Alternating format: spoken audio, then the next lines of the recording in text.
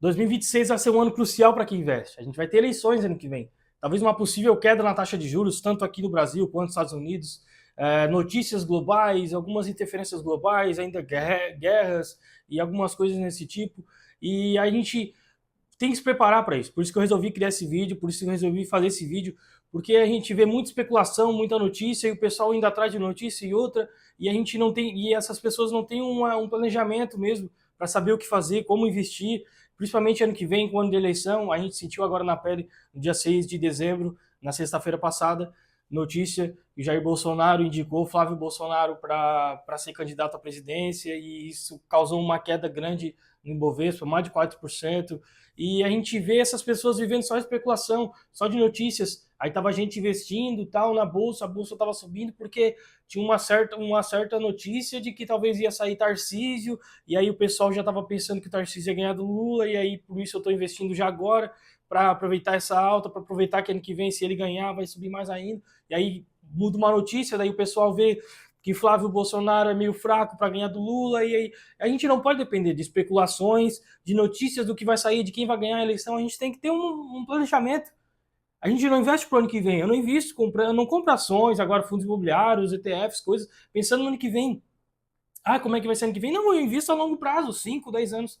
Mas a gente tem que saber também como se posicionar agora nesse momento, para saber se a gente está no momento certo de entrar em alguma renda fixa de longo prazo, se agora é o certo é entrar e comprar uma renda fixa atrelada ao Selic, atrelada a IPCA, algumas coisas assim. Então a gente tem que se planejar, por isso que eu resolvi criar esse vídeo. Então fica comigo até no final desse vídeo, que você vai entender muito bem como passar 2026 sem sufoco. Fala Terracos, meu nome é Matheus Marciano e esse é o canal Marciano na Bolsa. E antes de mais nada, quero pedir para você, se inscreve aí no canal, deixa um comentário, deixa um joinha e vamos direto para o vídeo. Falando no contexto global, os Estados Unidos, a Europa, os Estados Unidos principalmente, agora nessa semana tem anúncio do Fed, talvez uma queda na taxa de juros de novo, novamente, por causa de algumas notícias de desemprego lá nos Estados Unidos que afetam isso, né? Quando a taxa de desemprego está muito alta, eles tendem a cortar a taxa de juros. Tem algumas outras notícias também, mas essa é a mais principal ali. E pensando numa possível queda na taxa de juros, os estrangeiros, investidores estrangeiros, tendem a vir para países emergentes, como o Brasil, para investir. Então, tem uma entrada de capital para países emergentes. Isso pode influenciar e melhorar bastante, ajudar bastante aqui no Brasil, na Bolsa Brasileira, nas ações brasileiras no geral. Só que a gente ainda vê conflitos entre Europa e Rússia. Isso pode afetar um pouco no valor da energia, das commodities, por essas questões, esses conflitos. E também a gente vê bastante procura por semicondutores, por energia, por IA. Só que a gente tem que ter um adendo agora. Um adendo que eu vejo muita gente falar sobre bolha e tal, lá nos Estados Unidos, as empresas de inteligência artificial estão muito supervalorizadas. Eu entendo isso. Não sei se é uma bolha, não sei se vai estourar agora, mas o que a gente tem que ver é, por mais que seja uma boa ação, vamos supor, uma Apple, uma Coca-Cola, uma Nvidia, que seja, não adianta eu comprar só boas ações, eu tenho que ver o preço delas. Então, no momento, eu não estou comprando ações dos Estados Unidos, porque eu acredito que elas são muito caras, as ações são muito caras, por mais que sejam empresas boas, por mais que a gente vê que são empresas boas, que ainda estão dando lucro e tal, mas são empresas muito caras, com PL muito acima. Então, isso eu vejo como, agora no momento, eu não estou aportando em ações, no caso, mas títulos dos Estados Unidos ainda estão bem interessantes, com taxas bem atrativas, mas, como eu sempre digo, a gente tem que diversificar nossa carteira, mesmo a gente pensando que as ações estão caras lá nos Estados Unidos, mas a gente vê o cenário brasileiro agora também, falando sobre eleições, e o Brasil, nas eleições agora, vai ter muita oscilação, o dólar vai subir, cair toda hora, então a gente talvez aproveitar as quedas no dólar para formar mais caixa em dólar também, para formar mais caixa o real vai desvalorizar agora. Ano que vem a gente vai ver uma oscilação muito grande em ações, em fundos imobiliários, em títulos, talvez com a queda na taxa de juros, uma possível queda na taxa de juros agora em janeiro. O Banco Central, nós estamos tendo algumas especulações de uma possível queda na taxa de juros por algumas coisas. O PIB agora no último trimestre que saiu agora caiu, foi um pouco abaixo do esperado. Isso também houve um aumento no Ibovespa por causa disso. Daí saiu aquela notícia lá de política, e aí caiu tudo de novo. Mas olha como é especulação. Se a gente não tem um planejamento de saber por que eu comprei aquela ação, por que eu comprei aquele fundo, eu vou simplesmente vender se estiver caindo. Eu não sei por que eu comprei, vamos supor, eu tenho um Klabin na minha carteira. Por que eu comprei Klabin? Aí eu vejo ela caindo, aí eu vou lá e vou vender? Não, eu entendo o preço que ela vale, eu entendo o valor mesmo intrínseco dela, então eu não vou comprar porque alguém está falando, porque alguém falou que ela paga dividendo, não sei o que. Não, eu tenho que estudar a empresa e saber por que eu vou comprar, que conforme as oscilações vai cair, vai subir. Agora a gente viu que o Ibovespa caiu, mas várias ações caíram, mas a Klabin subiu. Por quê? Porque ela é uma commodity, é uma empresa de commodity. Então, se o dólar sobe, ela também tende a subir. Então, a gente tem que ter esses pensamentos, essa correlação, entender se uma coisa cai, a outra sobe. Mas a gente também tem que entender que não viver só de especulação. Só de especulação porque o dólar vai cair, o dólar vai subir. A gente tem que formar um caixa em dólar. Eu não vou, mas no caso, eu vejo que está muito caro, eu não vou comprar. Aí como é que eu vou fazer para diversificar, para investir em dólar, para investir lá fora? Eu não vou comprar ações ou S&P e tal, eu vou formar um caixa em dólar, como a gente vê o Warren Buffett fazendo, tá com um recorde em caixa, nunca teve tanto caixa, não sei quantos, 300 e poucos bilhões, alguma coisa assim, milhões, eu não lembro agora direito, mas a gente vê que ele está formando um caixa. Por que ele está formando um caixa? Porque ele quer aproveitar o momento certo de comprar, de entrar numa empresa. Se começar a descontar, ele vai lá e entra. Enquanto está todo mundo vendendo, ele vai lá e compra, entendeu? É isso que a gente tem que fazer agora no momento, nesse momento de especulação total, de medo, que tanto nas criptomoedas também, o índice lá em medo extremo e tal. Então esse é o momento. Normalmente, quando as pessoas estão com medo de comprar, é o momento de a gente entrar. Se a gente vê que uma ação está barata, se a gente entende ela, por que ela é boa, mas ao mesmo tempo tá barata por causa de notícias, então é a hora de a gente comprar, é o momento de a gente entrar, é o momento de a gente comprar. Mas falando no Brasil ainda, a gente sabe que vai ter uma certa volatilidade, a gente entende que vai ter essa certa volatilidade, mas é esse momento que a gente tem que aproveitar para aportar em algumas coisas quando elas começarem a cair e você entender que aquela ação vale de fato para estar na sua carteira, no seu risco, retorno e tal. E aí você tem que aproveitar essas oscilações, porque enquanto o pessoal está vendendo com medo, como eu digo, o pessoal está vendendo comigo, você vai lá e aproveita que está barato, aproveita que está baixo, porque a gente vai ver ações de energia, talvez caindo, esses bancos públicos, como o Banco do Brasil, talvez a gente vai ver uma oscilação maior ainda esse ano, saindo alguns resultados que talvez saiam abaixo do esperado, vai ter uma oscilação maior ainda, mas a gente pode aproveitar também que talvez se a taxa de juros começar a cair, algumas empresas vão começar a se valorizar um pouco mais, porque daí elas estão trabalhando há 2, 3 anos ali naquela taxa muito cara, e aí tu não consegue fazer uma alavancagem, não consegue fazer nada, não consegue investir na sua própria empresa, porque você não consegue pegar empréstimo, porque a taxa está muito alta. E aí pensando também que se a taxa de juros cair, as empresas começar a tiver mais um fôlegozinho, elas podem começar a aumentar a produção, e aumentando a produção a gente vai ter mais emprego. A gente viu que a taxa de desemprego no Brasil caiu, só que isso é um negócio meio estranho, de fato, porque ele não conta as pessoas que recebem benefícios, né? Então, se a gente pensar que a taxa de desemprego caiu, mas a taxa de benefícios subiu, de pessoas beneficiadas subiu, então a gente entende que não é que não estamos muita gente desempregada, é que tem bastante gente recebendo benefício. Então isso é ruim também para a economia, porque se não tem gente trabalhando, tem mais gente sugando o governo, pegando benefícios do governo em vez de trabalhar, de gerar renda para o Brasil, gerar renda para as empresas, eu vou taxar os super ricos. E aí, os super ricos vem o seu saldo, vem a sua margem diminuir, o que elas fazem? Eu não vou investir na minha empresa agora, eu não vou contratar mais pessoas agora é um momento ruim. Então, entende que isso é ruim para nós, é ruim para a classe média, para a classe baixa, para a classe mais pobre, porque se taxa os super ricos vão perder margem, e essa margem é o que faz elas trabalharem, porque se elas não precisassem mais de dinheiro, não precisassem ter uma margem, elas não teriam uma empresa, né, de fato. Então, se eu diminuo a margem das empresas, elas não vão contratar. E aí elas vão contratando, que fica pior é que não tem emprego. Aí fica dependendo de benefício e vira um ciclo sem fim, você entendeu?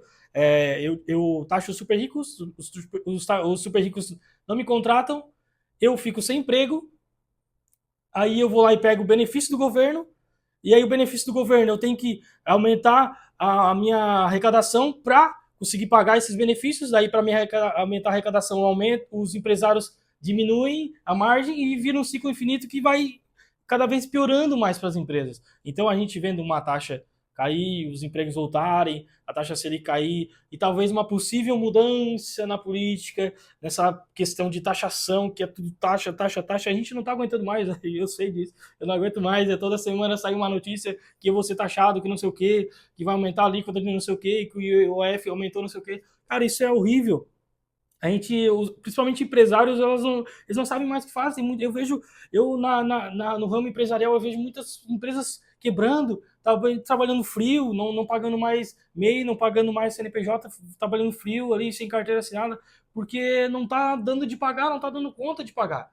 A gente sabe que todo mês tem que pagar aquela guiazinha lá e tal, e tá difícil. Eu sei que tá difícil porque eu tô nessa área, eu tô nessa área empresarial, eu vejo como é difícil, aí é imposto toda a vida e a gente fica. O contador fica louco no meu ouvido lá, agora tem. Cara, é difícil, tá difícil, mas por isso que tem essa especulação de mudar de governo e tal, mudança de governo. E talvez a gente possa ver uma mudança de governo, é melhor pra gente, é melhor mesmo, porque ou eu acho difícil, mas esse governo agora mudar essa política pública de taxação, essa política de arrecadação, porque eu sempre falo aqui, vou dar um exemplo para vocês. Eu ganho 3 mil, eu gasto 5 mil. O que eu tenho que fazer? Diminuir o quanto eu gasto, né? Porque não adianta, vamos supor, eu ganho 3 mil e gasto 5, aí não, vou ganhar mais, vou lá fazer um extra para ganhar 5. Aí quando eu estiver ganhando 5, eu vou querer gastar 10. Porque eu tenho essa mentalidade de. Eu não consigo controlar essa mentalidade, agora eu tô ganhando mais, eu posso gastar mais. Não, cara.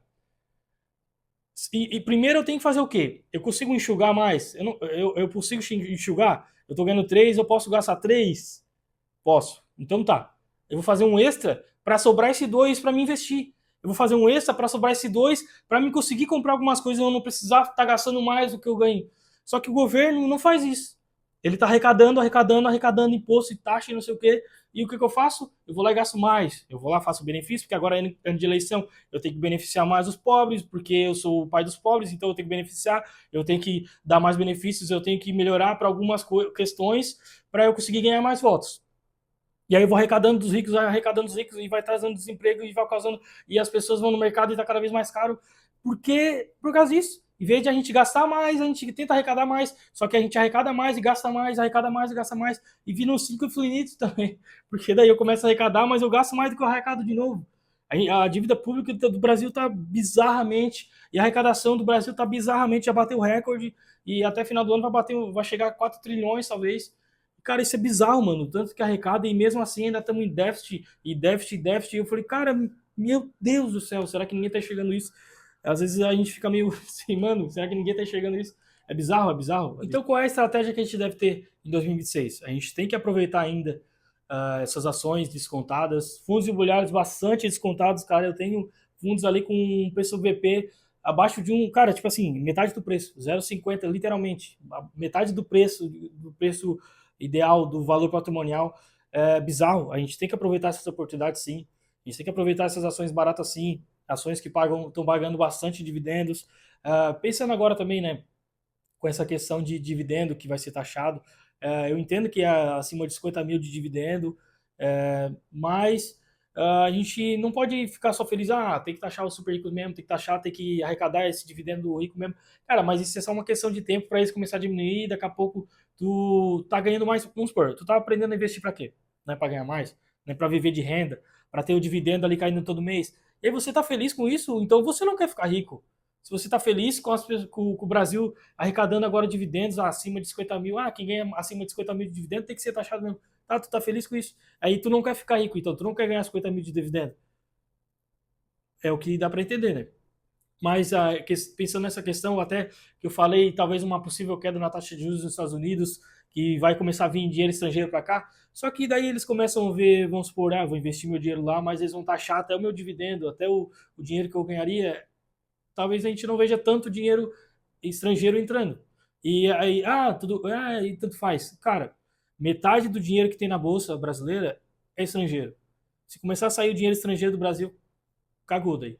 Mas pensando nesse ponto, né? mas ainda vale a pena, sim, fundos imobiliários bastante descontados, ações bastante descontadas, dividendos bons, é, mesmo pensando numa taxa de juros tão alta como está agora. Imagina se subir, começar a subir, cair a taxa de juros, começar a subir essas empresas, o valor da cotação subir mais. Eu entendo que eu não vou vender ano que vem, eu entendo que é para longo prazo. Só que a gente tem que aproveitar as oportunidades. E pensando em segurança, a gente tem que ter segurança, tem que investir em renda fixa também, talvez algum CDB em banco bom, né? Não vai investir em banco master aí, né? Um banco master da vida, um CDB alto. Você tem que entender por que que tá assim desse jeito, por que que o CDB tá tão alto, o CDI tá pagando tanto por cento ali de CDI, não sei o que, cara, tem que ir atrás, como tava pagando tanto o CDB do Master, do Banco Master, cara, é bizarro, né, como é que ninguém tava percebendo, ou não sei qual era a ideia das pessoas, mas pensando em segurança, a gente tem que ter segurança, tem que ter uma margem, aumentar talvez a margem de segurança nesse ano eleitoral. Se não quer perder muito dinheiro, não quer ver muita volatilidade, aumenta a margem de segurança, aumenta o caixa também. Se você não está fazendo um caixazinho, não tem uma reserva de emergência, começa a focar mais nisso, aumentar o caixa, fazer uma reserva de emergência, guardar mais dinheiro em dólar, em real.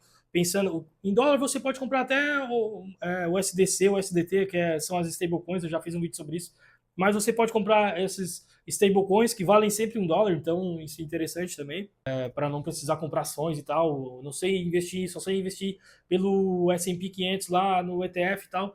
Você pode comprar o SDC, comprar o dólarzinho e deixar ali. Porque se oscilar, vamos supor, se o dólar começar a subir, você valorizou o seu dinheiro ali. Não foi corrido com a inflação do real, né?